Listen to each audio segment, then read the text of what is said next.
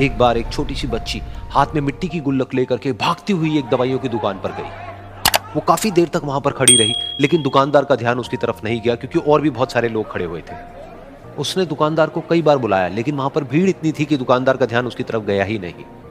और फिर उस बच्ची को थोड़ा सा गुस्सा आया तो उसने अपनी मिट्टी की गुल्लक लेकर के वहीं काउंटर पर जोर से रख दी, जिसके बाद में जो दुकानदार था और जितने भी लोग खड़े थे वो सब उस बच्ची की तरफ देखने लग गए। और फिर उस दुकानदार ने उस बच्ची से पूछा, बेटे आपको क्या चाहिए? तो वो बड़े ही भोलेपन से बोली कि मुझे एक चमत्कार चाहिए। ये सुनकर के दुकानदार को कुछ समझ नहीं आया, ना ही वहां पर जो लोग थे उनको कुछ समझ में आया, और सब उसकी तरफ देखने लग गए। फिर दुकानदार ने बोला, बेटे चमत्कार तो यहाँ पर नहीं मिलता है। तो बच्ची को लगा कि वो उससे झूठ बोल रहा है, तो बच्ची ने कहा कि मेरी गुल्लक में बहुत पैसे हैं, आप बताओ आपको कितने पैसे चाहिए, लेकिन मैं आज यहां से चमत्कार लेकर के ही जाऊंगी। तो वहीं काउंटर पे एक और आदमी खड़ा था, उसने उस बच्ची से पूछा कि बेटे क्यों चाहिए तुमको चमत्कार? तब उस बच्ची ने अपनी कहानी बताई कि अभी कुछ दिन पहले मेरे भाई के सर में बहुत तेज दर्द हुआ, तो मेरे पापा मम्मी उसको हॉस्पिटल ले गए। उसके बाद कई दिन तक मेरा भाई घर नहीं आया। तो मैंने कई बार अपने पापा से पूछा, लेकिन उन्होंने मुझे कुछ नहीं बताया। उन्होंने बार बार यही कहा कि वो आ जाएगा, वो कल आ जाएगा, वो कल आ जाएगा, लेकिन वो आ ही नहीं रहा था। तो मैंने देखा कि मम्मी रो रही है।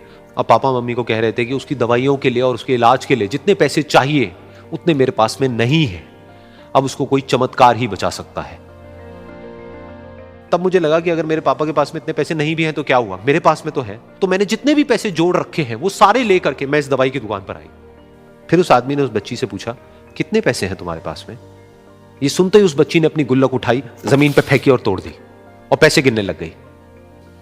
बाकी सब लोग खड़े होकर के उसको देख रहे थे। थोड़ी देर बाद उसने सारे पैसे अपने हाथ में इकट्ठे किए और बोली, मेरे पास में पूरे 19 रुपए हैं। वो जो आदमी वहां पर खड़ा था वो थोड़ा सा मुस्कुराया और बोला कि अरे तुम्हारे पास में तो पूरे पैसे हैं, इतने का ही तो आता है चमत्कार। ये सुनकर के वो बच्ची बहुत खुश हो गई और बोली कि चलो मैं आपको अपने पापा से मिलवाती हूं। बाद में पता लगा कि वो आदमी कोई आम आदमी नहीं था, बल्कि एक बहुत बड़ा न्यूरोसर्जन था, और उसने सिर्फ 19 रुपए में उसके भाई की सर्जरी करी और कुछ ही दिन बाद वो ठीक होकर के घर वापस आ गया। फिर कुछ दिन बाद वो बच्ची, उसका भाई, उसके पापा, उसकी मम्मी चारों एक साथ बैठे हुए थे और बात कर रहे थे। तो उसकी मम्मी ने उसके पापा से पूछा कि अब तो बता दो ये चमत्कार आपने किया कैसे? तो उन्होंने अपनी बेटी की तरफ देखा और बोले, ये चमत्कार मैंने नहीं, इसने किया है।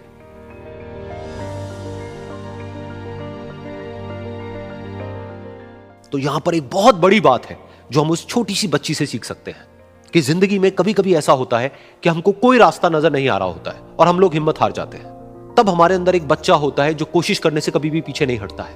वो हार मानने को तैयार नहीं होता है क्योंकि उसको ना शब्द समझ नहीं आता है। वो बच्चा जिसके लिए कुछ भी नामुमकिन नहीं है, क्योंकि वो हर हाल में कोशिश करता ही रहता है।